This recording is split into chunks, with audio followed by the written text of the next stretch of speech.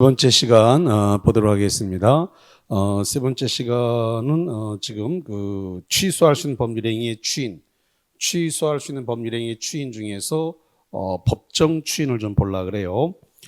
우리 저 교재와 관련을 해가지고 181페이지입니다.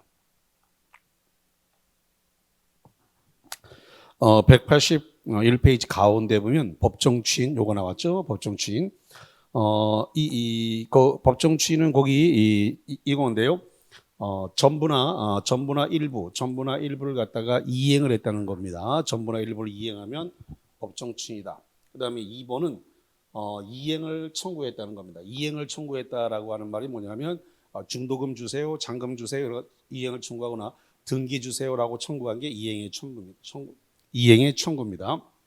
그다음에 요거는 경계인데. 이 경계라고 하는 것 자체는 뭐냐면 구채무를 소멸시키고 신채무를 발생시키는 것을 경계라 그래요. 구채무를 소멸시키고 신채무를 발생시켰다. 예를 들면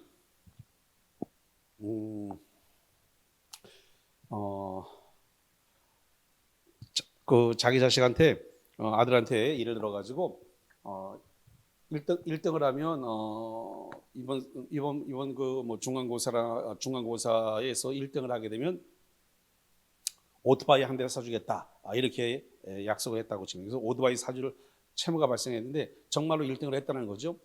근데 주변에서 아이고 오토바이 사줬다가 사고 나면 큰일 나는데 왜 오토바이를 사주려고 하느냐. 그러니까 그러지 말고 차라리 건강에 좋은 자전거를 사줘라. 이렇게 얘기를 하더라 이거죠. 그래서 이제 불러서 주변에서 다 말리더라. 그러니까 그 산악 자전거 MTB하고 그다음에 용돈으로서 뭐 한 50만 원 줄게. 뭐 이렇게 이런 식으로 구채무를 오토바이를 사준다는 구채무를 소멸시키고 신채무를 발생시키는 이런 것을 뭐라 한다고요? 경계라고 한다는. 경계는 계약입니다. 그다음에 다음은 담보를 제공했다는 겁니다. 담보 제공. 그다음에 양은 요 취소할 수 있는 법률행위로부터 취소할 수 있는 법률행위로부터 취득한 권리의 전부나 일부를 갖다가 양도했다는 겁니다. 그다음에 강은 강제 집행을 했다 이런 거죠. 자, 요 6개를 법정 추인이라고 하는데 요 6개 중에서 요 2개, 요 2양은 취소권자가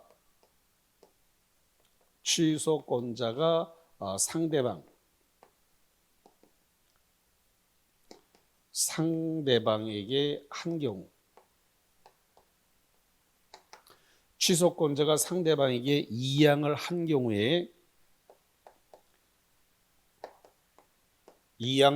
경우에만 법정 추인입니다. 그럼 거꾸로 이 상대방으로부터 취소권자가 이양을 받았습니다. 이양을 받으면 이거는 법정 추인이 아닙니다. 다시 한번 취소권자가 상대방에게 지금 이행을 청구하거나 취소할 수 있는 법률행위로부터 취득한 권리의 전부 일부를 양도하거나 취소권자가 상대방이 해야만 법정 추인이 되는 거지. 상대방이 취소권자에게 해서 취소권자가 이양을 받게 되면 이건 법정 추인이 아니다는 겁니다. 이게 시험 문제에 아주 많이 나오니까 주의하셔야 되고, 그 다음에 법정 추인은 이의를 남겨놔서는 안 됩니다. 이의를 보류해서는 안 돼요. 그리고 법정 추인은 이 취소할 수 있다는 사실을 모르고 해도 됩니다. 법정 추인은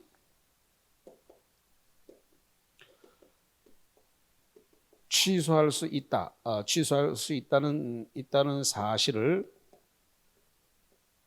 모르고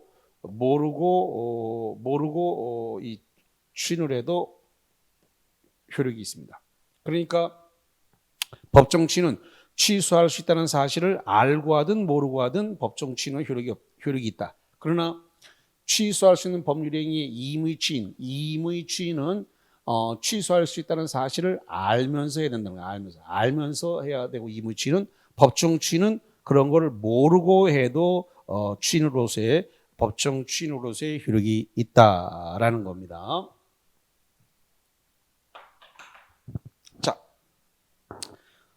그래서 거기 이 교재를 한번 볼게요. 자, 교재와 관련을 해서 교재와 관련해 가지고 이 법정 취인 취소권자에게 취소의 원인이 소멸된 후에 일정한 취소의 원인이 소멸되고 나서 취소 원인이 소멸된 후에 일정한 행동이 있으면 그 행동 속에 취인의 의사가 내포된 것으로 보아 취인한 것으로 간주되는 것이다. 그래서 취소의 원인이 일단 소멸해야 된다는 건 똑같습니다. 법정 취인도 취소의 원인이 소멸된 후에 해야 된다는 점에서는 같습니다. 6가지 사유 중 하나가 존재인데 전부나 일부를 이행했다. 전 동그라미, 그 다음에 이행을 청구하다 이 동그라미, 경계의 경 동그라미, 강제 집행의 집, 담보 제공의 담, 권리의 양도 양. 자, 그래서 그렇게 보시면 되겠고, 이 중에서 이제 중요한 것은 이 양은 누구만 해야 된다고? 이 양은 취소권자가 상대방이 해야만 법정 취인이고 상대방으로부터 이 양을 받으면 법정 취인이 아니다라고 말씀드렸습니다. 자, 이 정도 보신 상태에서 한번 보도록 할까요? 4번 문제를 한번 보겠습니다. 프린트물 4번입니다. 자, 프린트물 4번과 관련해서 무효인 법률행위와 취소할 수 있는 법률행위의 취인에 관한 설명으로서 옳은 것은 1번 취소할 수 있는 법률행위의 취인한 후에도 다시 취소할 수 있다. 자, 여기 한번 볼까요?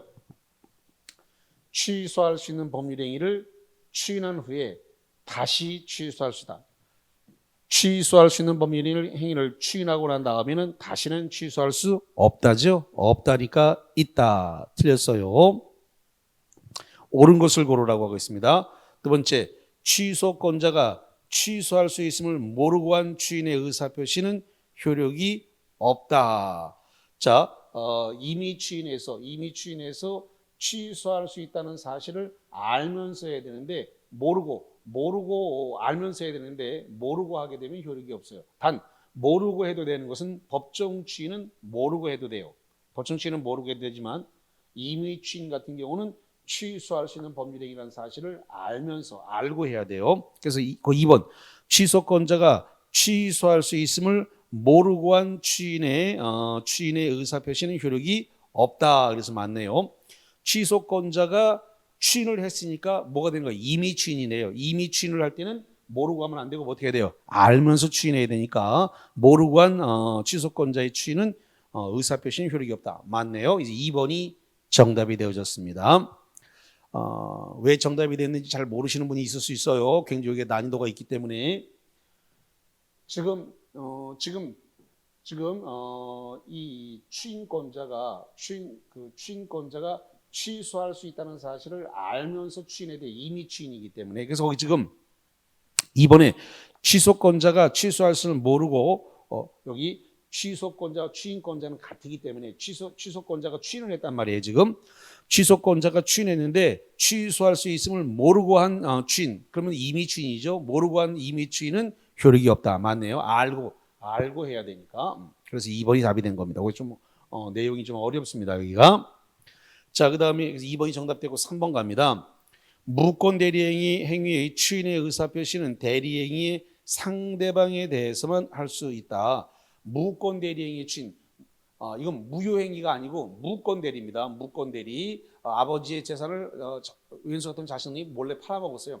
무권 대리의 취인은 무권 대리 상대방한테 할 수도 있지만 왼수 같은 자신놈한테 할 수도 있단 말이죠. 그러니까 3번. 무권 대리, 무효행위가 아니고 무권 대리입니다. 박수 치세요. 무권 대리. 무권 대리행위의 취인의 의사표시는 대리행위의 상대방에만 할 수 있다. 그런데 상대방에만 할 수 있는 게 아니라 거기 무권 대리인, 왼수 같은 자식놈, 무권 대리인에게도 할 수 있단 말이죠. 그래서 3번 질문 틀렸고 4번 미성년자는 능력자가 되기 전에 법정 대리인의 동의를 얻어 취인하더라도 효력이 없다 그러는데 자, 미성년자의 경우에는 미성년자 상태에서 본인이 직접 취소할 수 있다 그랬습니다. 미성년자인 상태에서 본인이 직접 취소할 수 있다. 그런데 뭐가 문제냐 했더니 추인은 미성년자 상태에서는 안 된다 그랬습니다. 미성년자 상태에서는 안 되고 미성년자를 벗어난 원인이 소멸되고 난 다음에 해야 된다. 그러면 미성년자가 성인이 될 때까지 못 기다린다 그러면 법정 대리인의 동의를 받아서 할 수 있는데 시험 문제가 법정 대리인의 동의를 얻더라도 추인하더라도 효력이 없다가 아니라 있다가 되는 거죠. 그러니까 4번 지문도 틀렸습니다. 혹시 지금 4번 문제에서 헤매고 있는 거 아닌지 모르겠습니다. 자, 5번 매매계약의 당사자가 무효임을 알고 동그라미 무효임을 알고 계약을 추인할 때는 그 계약은 특별한 사정이 없는 한 체결 시에 소급해서 효력이 있다라고 하는데 요거는 그 무효행위의 추인이라는 겁니다. 무효행위의 추인, 무권 대리가 아니라 무효행위 추인. 자, 무효행위 추인은 139조가 적용되는 건데요. 아까 첫 시간에 했습니다만은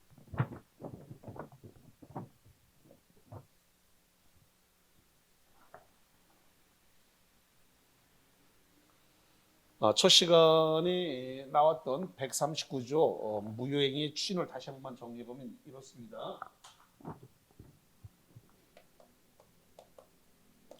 자, 무효행위를 했는데 이 무효인 법률행위를 했습니다.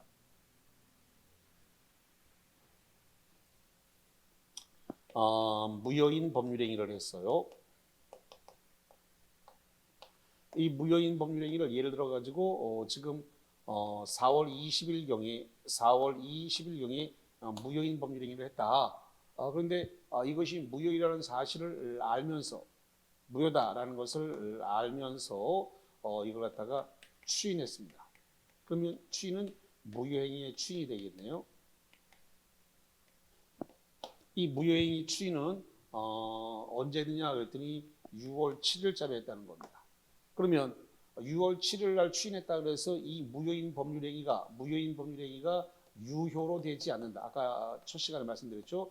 유효화되진 않는다. 알면서 추인했다 하더라도 그 다음에 이 무효가 유효로 바뀌지 않는다. 대신에 무효인 법률행위를 추인했으니까 추인한 때로부터 뭐가 되냐 했더니 새로운 법률행위가 된다. 새로운 법률 행위로 본다 그랬단 말이죠. 그러니까 6월 7일자로 뭐가 되느냐? 유효가 된다는 거죠. 그러니까 무효행위를 추인했다 그래서 무효인 법률행위가 유효로 되지 않는다. 한마디로 소급표를 갖다가 원칙적으로 인정하지 않는다라고 말씀드렸어요. 이게 원칙이다. 다만 원칙임에도 불구하고 당사자 합의로 예외적으로 소급시킬 수는 있다 그렇습니다. 예외적으로 당사자 합의로 소급을 시킬 수는 있다. 그렇지만 당사자 합의로 소급을 시킨다 하더라도 제3자의 이익을 해하지 못한다. 제3자의 이익을 해하지 못한다 그렇습니다.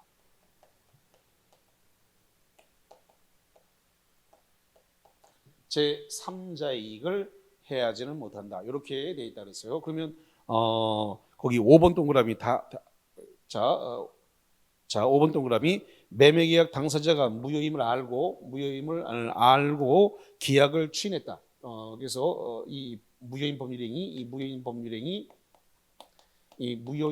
법률행위를 갖다가 지금 추인했다. 추인한 때는 그 계약은 특별한 사정이 없는 한 체결 시에 소급효력이 있다. 추인하게 되면 소급해서 효력이 있다. 효력이 있으면 유효란 소리인데 소급효가 없잖아요. 그러니까 틀렸습니다. 소급효가 없으니까 지금 유효가 될 수 없습니다. 그래서 특별한 사정이 없는 한 소급해서 효력이 있다. 틀렸는데 139조 원칙적으로 소급효를 인정하지 않는다. 이렇게 해야 되겠습니다. 자, 그래서 거기까지 관련 내용을 쭉 보셨고 이제 거기 교재 핵심 이론 정리 사항에 182페이지에 제6장 조건과 기한이 올라왔는데 거기를 한번 볼까요? 조건과 기한 거기서부터 봅니다. 이 조건과 기한은 뭐와 관련이 있느냐 했더니 법률행위 법률행위 성립과는 관계가 없고 법률행위 효력과 관계가 있다 이렇게 말씀을 드렸어요. 자, 그래서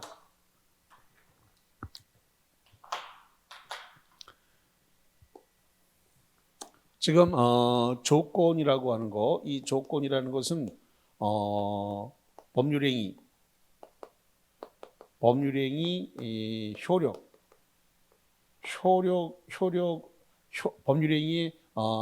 발생이나 소멸에 관계되는 것이지 성립하고는 관계가 없다는 겁니다. 이걸 조심하셔야 돼요. 조건, 법률행위 효력 발생이나 소멸에 영향을 줄 뿐이지 성립하고는 관계가 없다. 마찬가지로 기한입니다. 기한도 법률행위 이 법률행위의 효력 발생이나 소멸과 관계가 있는 거다 이 말이죠. 그러니까 법률행위 성립하고는 관계가 없다. 조건과 기한, 법률행위 성립하고는 관계가 없는 내용이다. 이렇게 정리를 하겠습니다. 성립하고는 관계가 없다. 자, 그래서 거기와 관계된 사항 보셨고요. 자, 그럼 구체적으로 조건이라고 하는 것 자체는 장래 성취가 불확실한 사실입니다.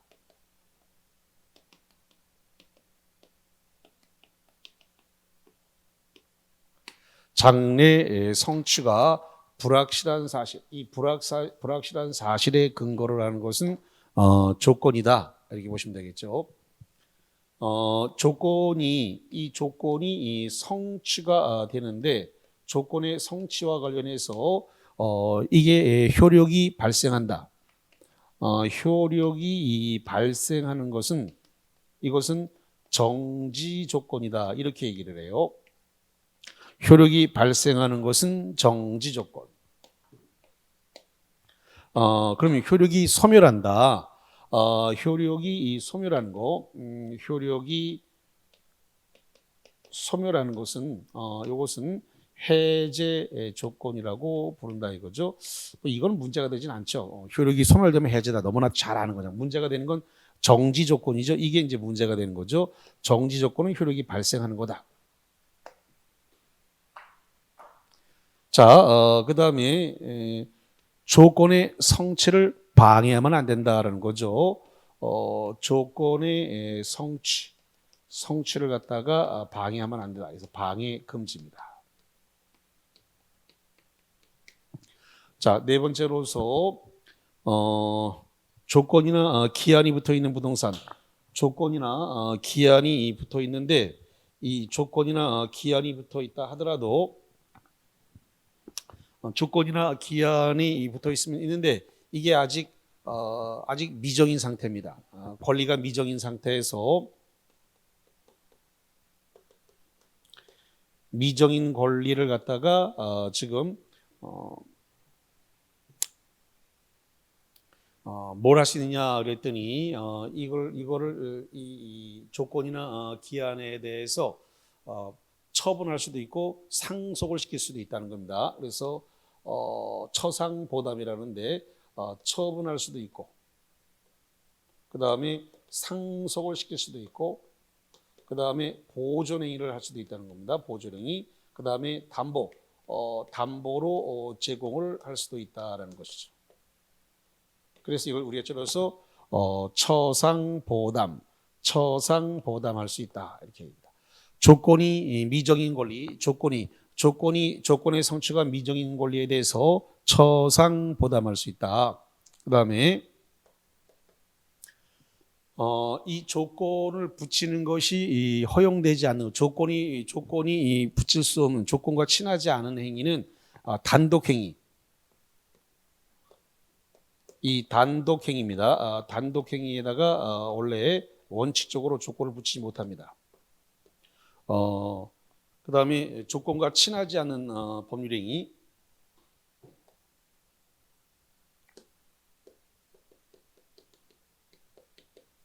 조건과 친하지 않는 법률행위 이런 데다가는 조건을 붙이지 못합니다. 예외적으로 붙일 수 있는데 단독행위 중에서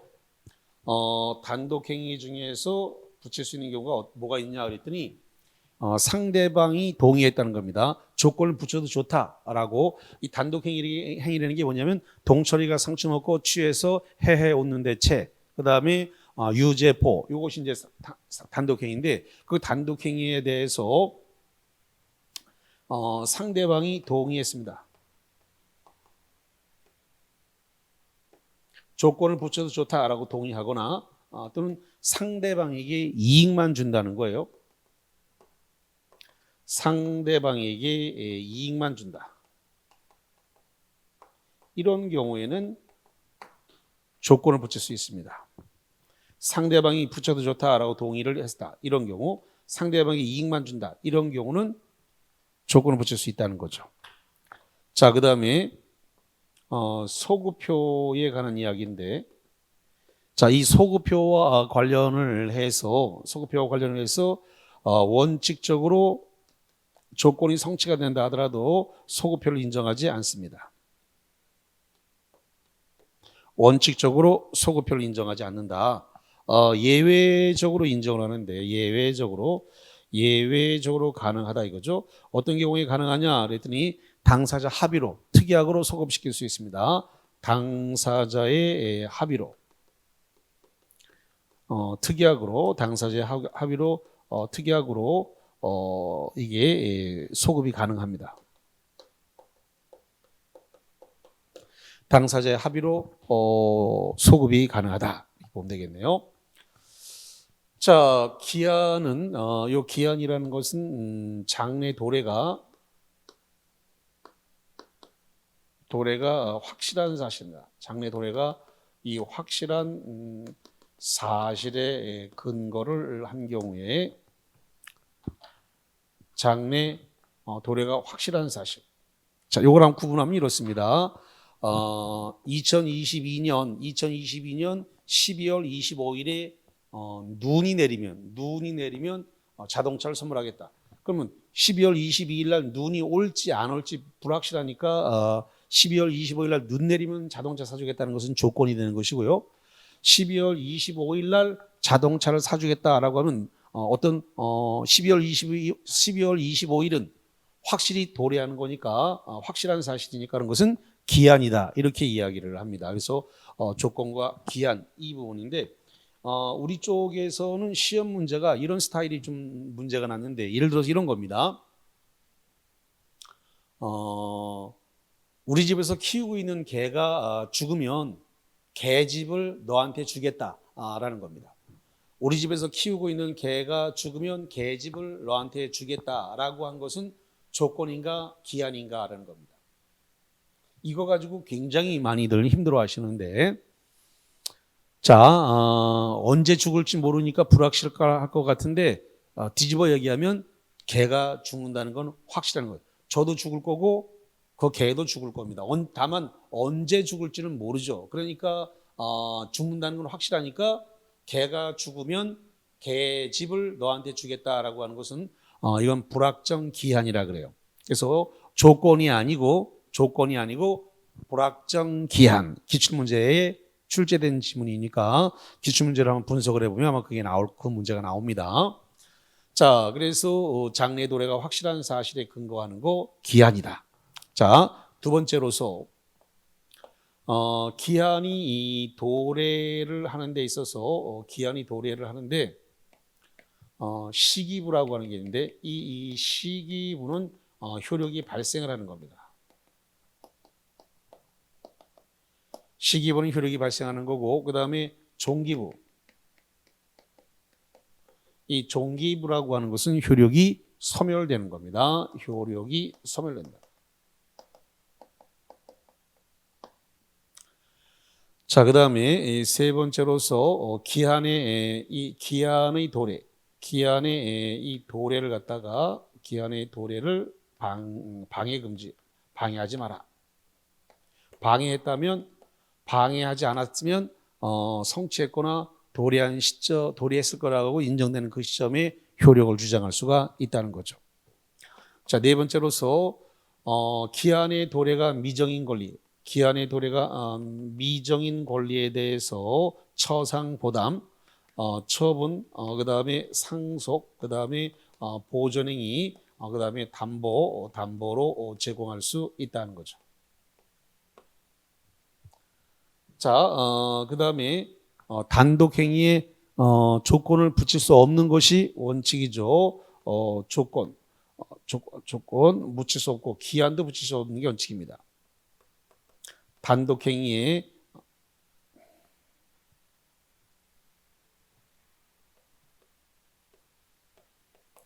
이 단독행위에 대해서 기한을 붙일 수 없는 게 원칙이다 이거죠. 그렇지만 이 엄수표 행위에는 엄수표 행위에는 기한을 붙일 수 있다.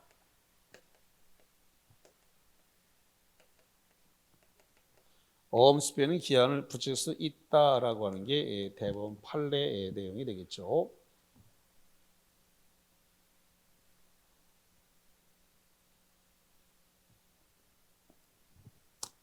기한도 마찬가지로 상대방이 붙여도 좋다라고 상대방이 동의했습니다. 상대방이 붙여도 좋다라고 동의를 하거나 또는 상대방에게 이익만 주는 경우는 기한을 붙여도 돼요.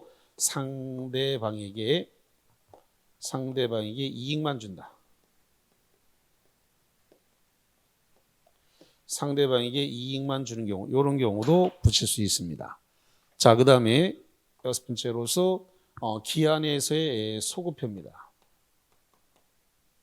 기한에서의 소급표는 원칙과 예외, 원칙도 붙일 수 없고요. 예외도 붙일 수 없습니다. 여기는 예외가 없기 때문에 원칙, 예외 모두 소급표를 인정하지 않는다. 이렇게 보시면 되겠고. 자, 그 다음에 좀 주의해야 될 것이 뭐냐면, 지금 조건이 불법 조건이다. 조건이 불법 조건이다 이거죠. 조건이 불법 조건이면 조건만이 무효가 아니라 법률행위 전부가 다 무효다. 조건만이 무효가 아니고 법률행위도 무효다.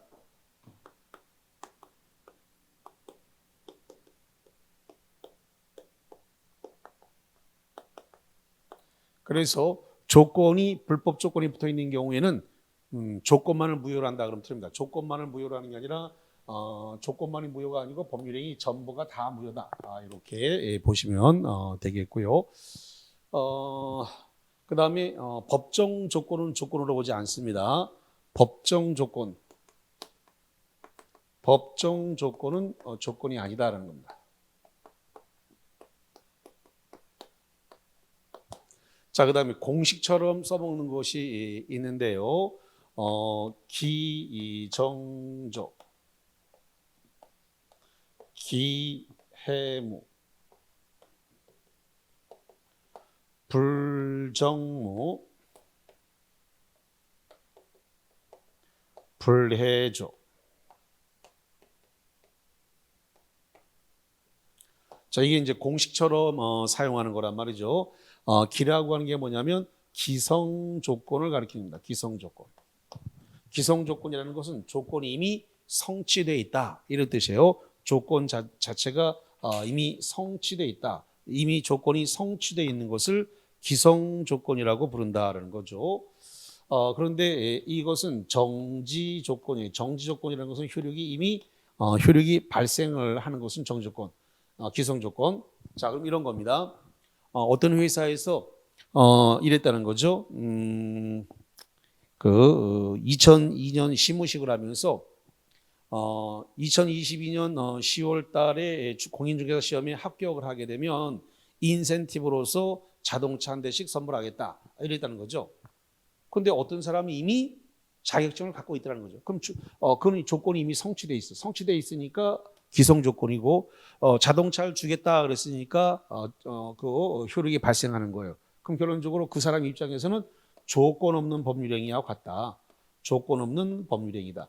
조건 없는 법률행위를 이걸 다른 말로 얘기해서 뭐라 그러냐면 이것을 무조건이라 그래요. 조건이 없으니까 무조건이다. 무조건은 유효입니다.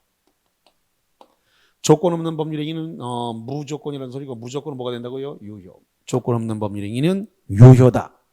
자, 기성 조건이 해제 조건이다. 해제 조건은 효력이 소멸하는 거죠. 해제 조건일 때는 무효다라는 거죠. 그 다음에 불은 뭐냐면 불능인데 불능 조건이 정지 조건이다. 정지 조건은 효력이 발생하는 거죠. 그러면 무효다라는 건데 아까 한번 했죠. 만약 내일 해가 서쪽에 뜬다면 서쪽에서 해가 뜰 일이 없으니까 무효죠. 불능이죠. 그런데 그게 정지조건. 만일 내일 해가 서쪽에서 뜬다면 그 토지 계약하겠다. 계약하겠으니까 효력이 발생하는 건데 정지 조건은 효력이 발생하는 거니까 해가 서쪽에 뜰 리가 없으니까 그 계약이 이루어질 리 없으니까 그 조건은 무효다라는 겁니다. 자, 불은 불능이지만 다른 말로 하기 위해서 불성취라 그래요. 불능, 불성취. 불능 조건이 해제 조건이면 조건 없는 법률행위다. 조건 없는 법률행위. 조건 없는 법률행위는 이거 아까 제가 뭐라냐면 무조건이라 그랬죠. 무조건은 뭐가 된다? 유효다. 자, 그래서 공식처럼 쓰는 거니까 꼭 암기가 필요하다는 말씀드렸어요. 그래서 기정조, 기해무, 불정무, 불해조. 그래서 꼭 외우고 계셔야 0.5초내에 문제를 풀 수가 있으니까 요거 좀 잘 좀 보셔야 될 사항이고요. 자, 그럼 프린트물 들어가기 전에 거기 이 182페이지의 교재를 조금 확인을 해 보겠습니다. 그래서 1번에 의의에 보니까 1번에 조건은 법률행위의 효력 발생 여기서 났죠? 효력 발생이다. 그래서 조건이나 기한은 효력의 발생과 소멸 기한과 조건이나 기한은 법률행위의 효력 발생이나 소멸과 관계가 있지 성립하고는 관계가 없다. 거기 나와 있죠. 효력 발생이나 효력의 발생이나 소멸의 장래 불확실한 사실에 의존케 하는 것이다. 그래서 거기 조건의 성취는 법률행위 성립 요건이 아니라 효력 발생 요건이다. 조심해야 돼, 그죠? 성립 요건이 아니라 효력 발생 요건이다. 자, 그 다음에 거기 양가를 보니 조건이 외부에 표시되지 않으면 법률행위 동기에 불과할 뿐 그것만으로는 법률행위 부관은 법률행위에 딱 붙어 있다는 겁니다. 부관은 법률행위에 붙어 있으면 부관이라 그래요. 조건과 기한은 법률행위에 붙어 있으니까 부관이라 불러요. 군대에서 부관 그럼 사령관 옆에 붙어 있죠. 예, 부관으로서의 조건이 될 수 없다. 그다음에 거기 양가로서 조건을 붙일 수 없는 거 단독행위 동철에게 상처먹고 취해서 해오는데라고 하는 단독행위는 원칙적으로 조건이나 기한을 붙일 수 없지만 예외적으로 상대방이 동의가 있거나 상대방이 이익만 주는 경우는 붙일 수 있다 그랬습니다. 상대방의 동의 없이 조건을 붙일 수 없다. 조건을 붙일 수 없는 법률행위 조건을 붙이면 조건 없는 법률행위가 되는 것이 아니고 무효다. 무효. 법정 조건은 당사자의 의사에 의해서 붙인 것이 아니라 법률 규정에 의해서 부과된 것이므로 법률 행위의 부관으로서의 조건이 아니다. 여기 법정 조건은 뭐라고 써놨다고요? 조건이 아니다. 법정 조건은 조건이 아니다. 자, 이거 조심하셔야 돼요. 법정 조건은 조건이 아니다.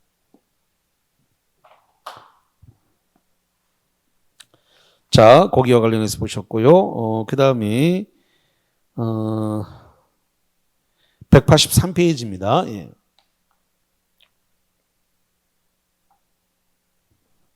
183페이지 거기 꼭대기에 보니까 조건이 성취되면 법률행위 효력은 발생한다. 유효죠. 그 다음에 조건이 성취되기 전에는 법률행위의 효력이 발생하지 않는다. 효력이 정지됐다. 거기 이 빈출 동산 소유권 위법 매매 거기 박스 쳐볼까요? 동산 소유권 위법 매매라고 하는 것이 이제 예를 들어서 정수기 그다음에 뭐 안마 의자기 바디 프렌드 이런 거죠. 그런 것들은 전부 다 동산이니까 36개월 할부를 했다 또는 뭐 72개월 할부를 했다라고 했을 때 그 기간 동안 달달이 할부금을 내야 되는데 그거 안 내거나 하면 계약이 해지가 되는 거죠. 그래서 거기 동산 소유권 유보부 매매는 매매대금 모두 지급돼야 되는 것을 매매대금, 그러니까 분할금, 분할납부금을 전부 모두 내야 지급되는 것을 정지조건, 정지조건 효력이 발생되는 거죠. 정지조건으로 해서 매매한 것이다. 이렇게 보면 되겠습니다. 자, 쭉 거기 나와 있으니까 한번 읽어보시면 되겠고, 거기 좀 프린트물을 한번 보도록 하겠습니다. 프린트물 관련해서 5번 법률행위, 조건부 법률행위 관한 설명으로 옳은 것은 조건부 법률행위. 1번 법률행위 당시에 정지조건이 이미 성취됐다. 이미 성취됐다 밑줄. 성취됐다를 뭐라 그래요? 성취된 것을 기성조건이라 그래요. 이미 조건이면 성취다. 기성조건. 근데 정지조건이다. 정지조건이면 기정조. 조건 없는 법률행위 유효입니다. 무효. 틀렸네요.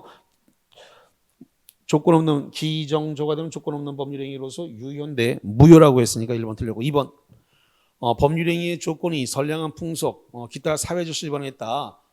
그러면 불법 조건이네요. 선량한 풍속 기타 선풍기니까 선풍기를 위반했으면 반사회적 법률행위로서 불법행위예요. 그럼 법률행위는 유효다. 아니죠.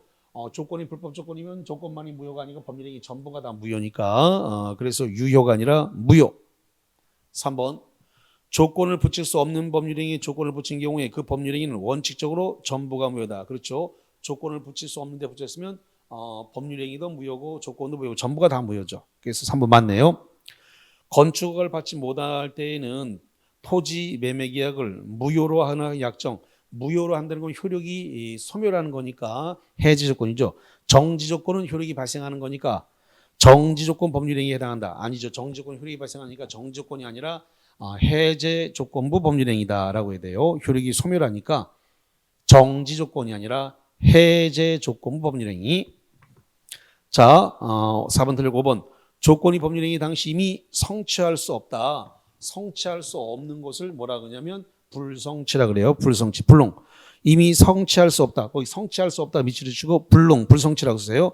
조건이 해제 조건이다. 그러면 해제 조건이면 불해조, 조건 없는 법률행위 유효가 되겠네요. 성취할 수 없는 경우는 해제 조건이면 그 법률행위는 무효다. 무효가 아니라 유효. 성취할 수 없는 조건이 해제 조건이면 효력이 소멸하는 거죠. 조건 없는 법률행위 유효가 되는 것입니다. 무효가 아니고 5번 질문 틀렸네요. 조건과 기한은 법률 위주로만 내고 사례 위주로는 잘 안 내기 때문에 너무 어렵게 생각하셔도 안 해도 돼요. 요거 칠판에 써져 있는 거 정도만 정리하시면 문제가 큰 어려움 없이 문제를 풀 수 있습니다. 자, 프린트물 뒤집어갖고 6번이 기한에 관한 설명으로서 보겠습니다. 기한이 도래한 법률행위는 소급표가 인정된다. 여기 보니까 뭐라고 됐어요? 기한은 소급표가 원칙이든 예외든 존재하지 않는다. 1번이 바로 틀렸고 답이 됐죠. 소급표가 인정된다가 아니라 인정되지 않는다. 원칙 예외 둘 다 인정되지 않으므로 1번 지문이 틀렸네요. 2번 엄수표 행위는 조건을 붙일 수 없지만 시기는 붙일 수 있다. 그래서 엄수표 행위는 기한 중에서 여기 시기를 붙일 수 있습니다. 엄수표 행위에 대해서는 기한을 붙일 수 있는데 기한 중에서 시기라고 하는 기한을 붙일 수 있네요. 자, 그 다음에 세 번째, 기한의 이익은 포기하지 못하나 상대방 포기할 수 있으나 상대방이 이익을 해하지 못한다. 그래서 만약에 은행으로부터 2년을 쓰는 조건으로 돈을 빌렸는데 이걸 갖다가 돈을 갚았다. 그러면 은행한테 불이익을 준 거죠. 그러니까 그 기한의 이익은 포기할 수 있지만 상대방이 이익을 해할 수 없으니까 중도 상환 수수료를 물어줘야 되죠. 상대방이 이익을 해하지 못하니까. 그래서 중도 상환 수수료 물어줘야 됩니다. 맞습니다. 4번 기한부 권리를 일반 규정에 의해서 처분, 상속, 보존, 담보를 할 수 있다. 그렇습니다. 기한부 권리에 대해서 미정인 권리에 대해서 처분, 상속, 보존, 담보로 제공할 수 있네요. 5번째, 채무자가 담보 제공 의무를 이행하지 않은 때에도 채권자는 본래 이행기의 이행을 청구할 수 있다. 그렇습니다. 원래 채무자가 담보 제공하지 않으면 기한 이익을 상실해가지고 즉시 변제하세요라고 요구할 수 있는데 담보를 제공하지 않았음에도 불구하고 약속된 2년 동안 기다렸다가 바로 거기 이 이행기에 이행을 다 돈 갚으세요라고 이행을 청구할 수 있다는 거죠. 맞는 내용이 되겠습니다.